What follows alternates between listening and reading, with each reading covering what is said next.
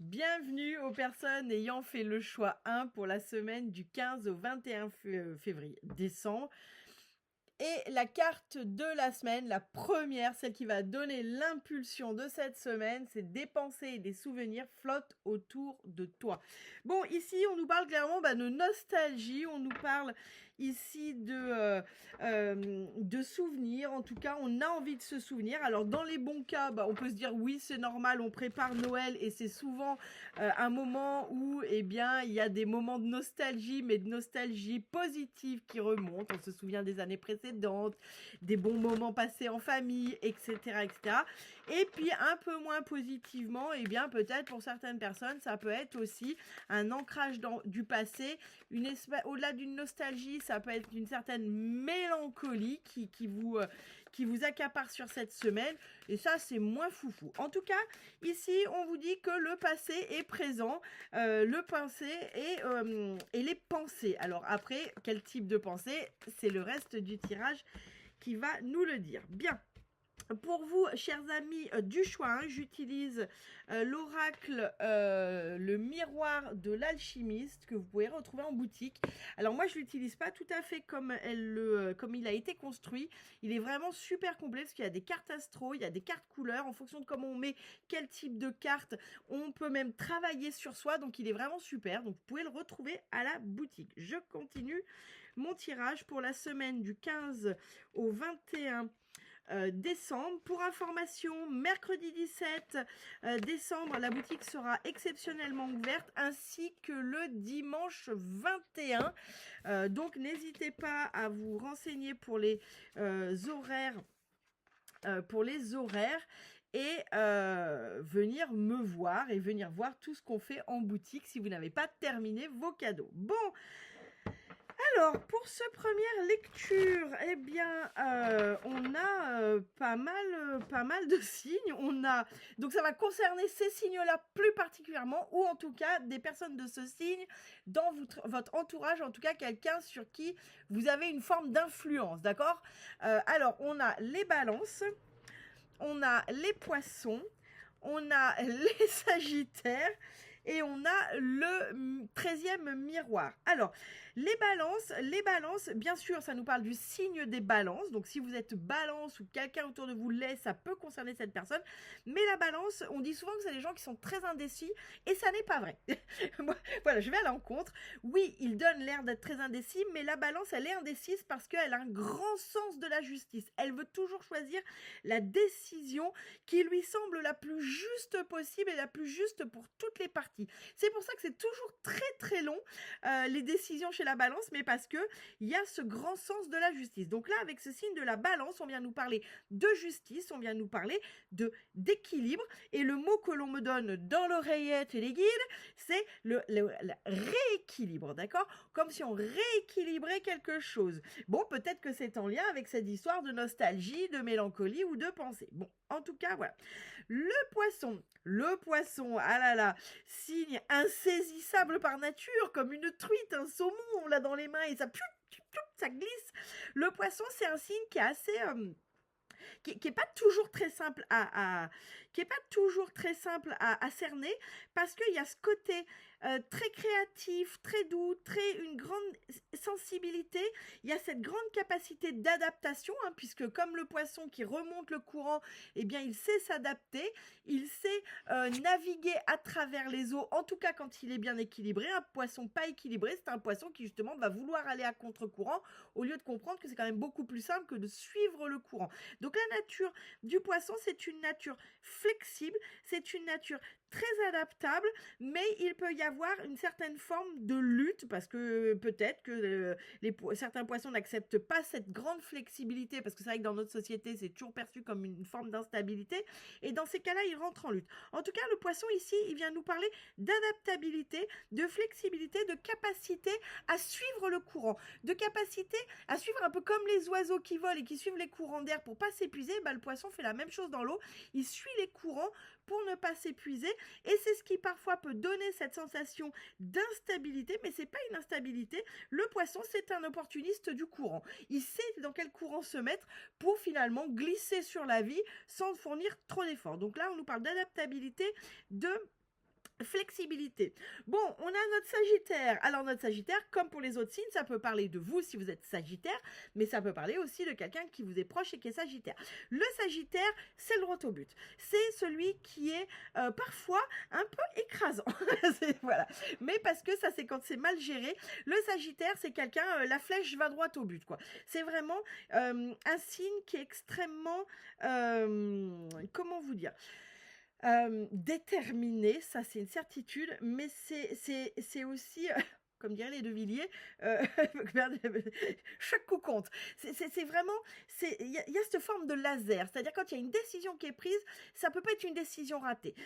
C'est vraiment, il y a cette forme, le mot que j'ai et qu'on me donne, c'est d'opportunisme.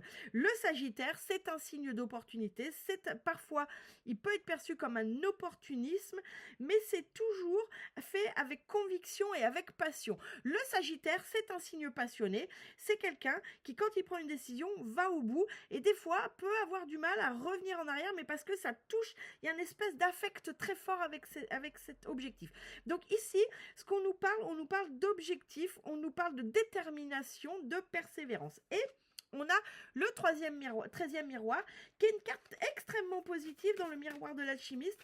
Le 13e miroir, c'est une carte qui nous dit que vous êtes sur le chemin de votre objectif. Hein, donc, vous voyez, de votre objectif, mais que là, c'est une étape. Ça fait partie des étapes, mais c'est une étape qui est puissante, qui est forte et qui indéniablement vous conduit à la réussite, vous conduit au bonheur, etc., etc.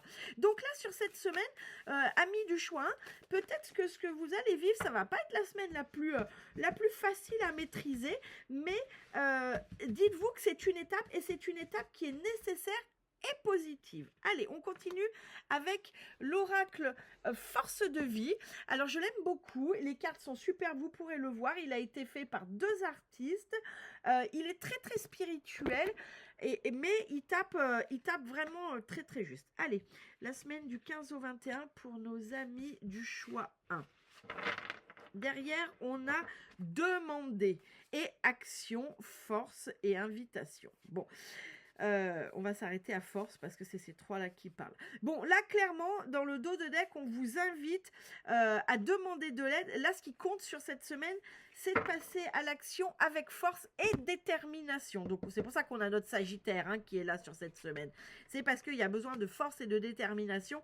Et ça, c'est pas ni la balance ni le poisson. Ça, c'est le Sagittaire. Hein. Force et détermination, c'est notre Sagittaire.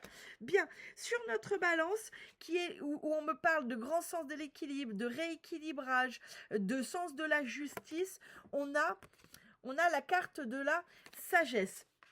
Donc là, la sagesse, et puis regardez, le personnage, il met les mains comme ça, comme s'il était en équilibre. Donc là, sur cette semaine, il y a un besoin de peser le pour et le contre. Il y a un besoin de prendre les éléments que vous avez, qui sont en votre présence, qui sont en votre connaissance, et de venir peser le pour et le contre. Donc on n'est absolument pas là, en tout cas, il y a ce besoin. Soit vous êtes encore dedans, c'est une semaine où vous allez encore peser le pour, le contre, le pour, le contre, soit on verra avec la suite de la lecture. Vous l'avez fait, ne vous perdez pas dedans, mais on va voir avec la suite de la lecture. En tout cas, ici, on nous dit vraiment sur cette semaine, on nous dit qu'il y a un sens de la justice, il y a une décision, enfin, il n'y a pas de décision, mais il y a si, il y a une décision, on n'arrête pas de me dire. Il y a quelque chose sur lequel il faut peser le pour et le contre. Donc, il y a quand même cette notion de ne pas s'enflammer. Hein. Alors, est-ce que c'est, ça y est, vous n'êtes pas enflammé, maintenant on s'enflamme, ou est-ce que non, il faut encore pas s'enflammer? Mais en tout cas, ici, on ne nous parle pas d'impulsion, on ne nous parle pas d'impulsivité, on nous parle pas de... On nous dit il faut peser le pour et le contre. Bien, avec notre ami Poisson, on a respectez-vous. Bon, là... vous savez, tout à l'heure, je vous parlais que le poisson, quand ça peut mal tourner, c'est un poisson qui est en lutte avec lui-même. C'est-à-dire qui est en lutte avec cette notion de suivre le courant, parce que c'est vrai qu'on est dans une société où très souvent, ça peut être perçu un peu comme quelque chose qui est mal vu, une certaine forme d'instabilité, etc., etc. Bon, là, avec le respectez-vous, clairement, là, il y a quelque chose où on vous dit, c'est à vous de passer en premier. Respectez finalement votre nature profonde. Avec le respectez-vous, c'est ça.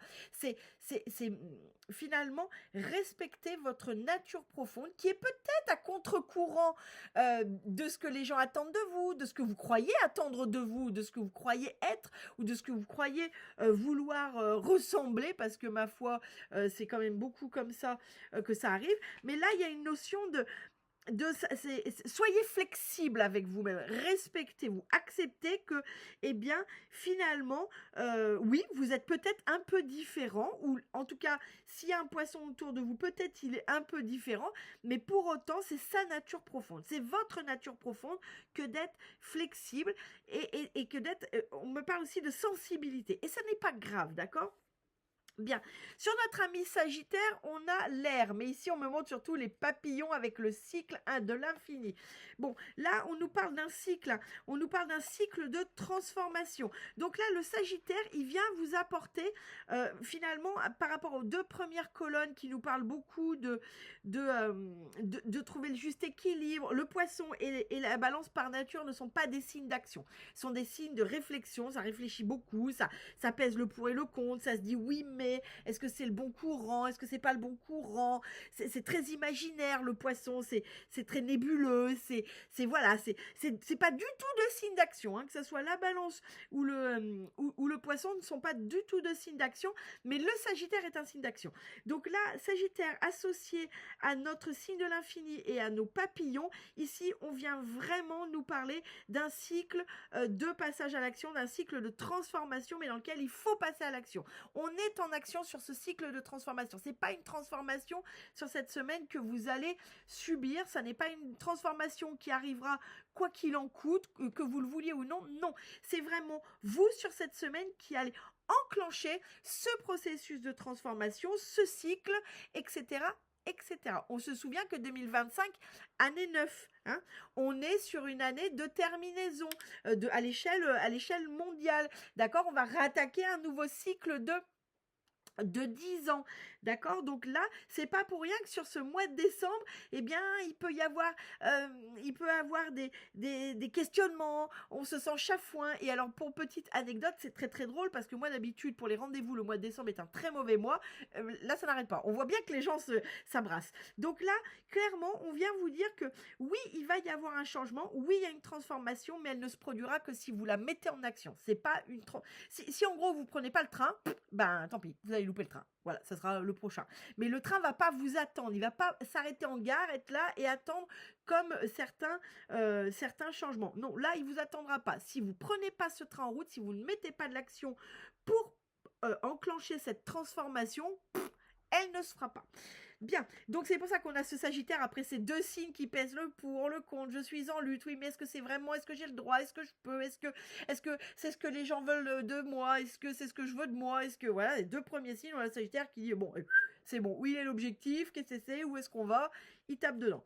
Bien, notre 13e miroir qui nous rappelle que c'est une étape, mais que c'est une étape nécessaire et extrêmement positive, c'est une étape puissante. On a derrière la Terre. Regardez comme c'est puissant. Cette terre, elle nous parle évidemment d'ancrage, mais elle nous parle également de création, d'accord ? La terre, c'est vraiment l'aspect de création, pas créativité, création au sens je crée ce que je veux, je crée ce qui m'appartient aussi, ce qui est de mon droit, de mon fait. Pardon, ça vient de voler. C'est vraiment quelque chose de très très puissant. Donc là, on vous dit que vous êtes en train de créer un nouveau terreau, un nouvel environnement qui va vous convenir. Donc vraiment, c'est une étape importante pour vous, amis du choix 1, sur cette semaine du 15 au 21 décembre. Alors, on va prendre le tarot pour terminer cette dernière lecture.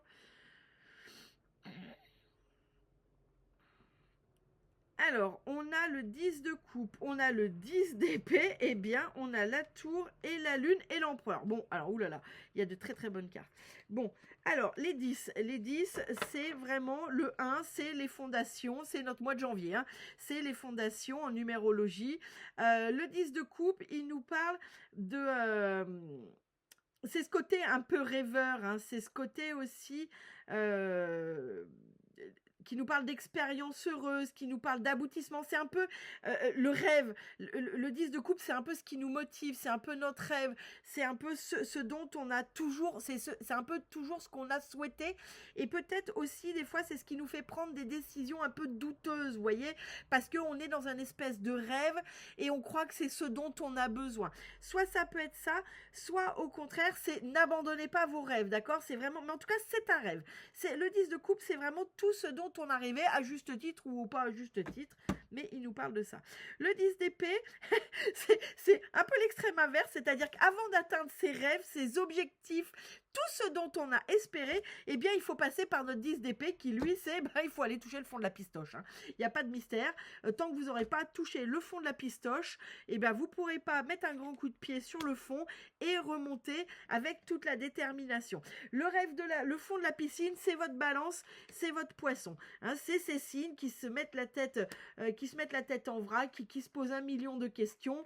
Et c'est pas des mauvaises questions, mais parfois ça peut être des questions qui enferment parce que justement on redoute d'aller toucher ce fond de la piscine. Et puis une fois qu'on a touché notre fond de la piscine, c'est notre Sagittaire qui se dit mais bon sang de bonsoir, moi c'est mon 10 de coupe que je veux, c'est mes rêves, j'y ai le droit, je le mérite. Là on est sur une semaine où vous allez réaliser que, mais arrêtez de vous poser toutes ces questions, vous méritez ce dont vous rêvez, mais par contre c'est à vous de rentrer en action. C'est ce que je disais, le train va pas vous attendre. Si vous le prenez pas, si vous courez pas après ce train, si vous vous donnez pas toute la puissance pour monter dans ce train, eh bien, il partira sans vous. Donc vous avez le droit à vos rêves, vous pouvez y croire parce que c'est vraiment ce que notre dos de deck nous dit.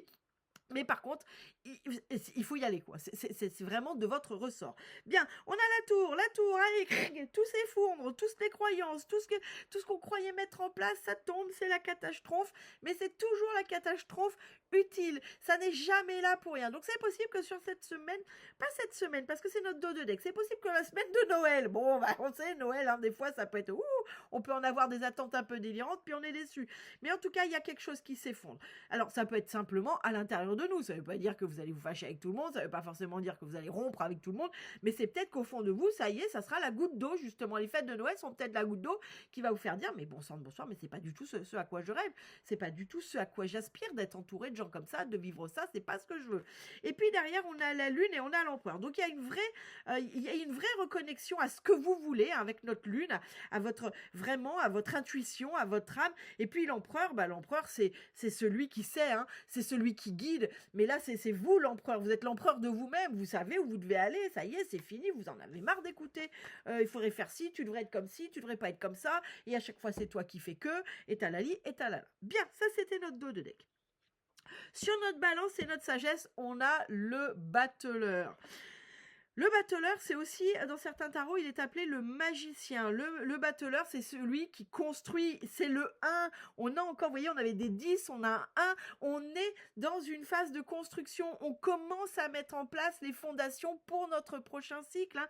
On l'a vu avec les papillons. On est à la fin d'un cycle, on est en décembre d'une année 9, on va passer en année 1. Donc, vous voyez, ça nous parle de ça. Le battleur, c'est celui qui croit que tout est possible. C'est celui qui ne se met pas, qui n'a pas de limite à sa pensée et qui pense, mais à juste titre pour le coup, que tout est possible. C'est vraiment celui qui a compris le pouvoir de la pensée en fait. Hein. C'est celui qui a compris que quand on veut vraiment quelque chose, eh bien inconsciemment, on va tout faire pour l'obtenir.